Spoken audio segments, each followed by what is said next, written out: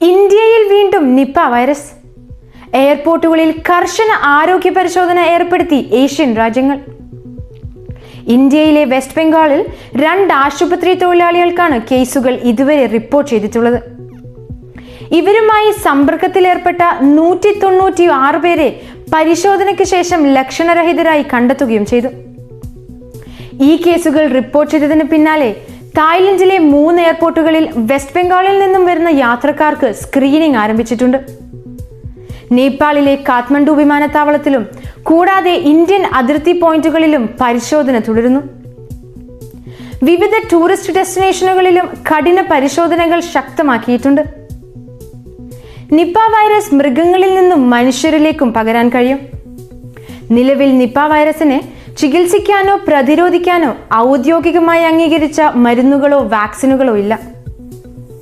ഇന്ത്യയുടെ ആരോഗ്യ മന്ത്രാലയം സ്ഥിതി നിയന്ത്രണത്തിലുള്ളതായും മറ്റു രാജ്യങ്ങളുടെ സഹായത്തോടെ വ്യാപനം തടയുമെന്നുമാണ് പ്രഖ്യാപിച്ചിട്ടുള്ളത്.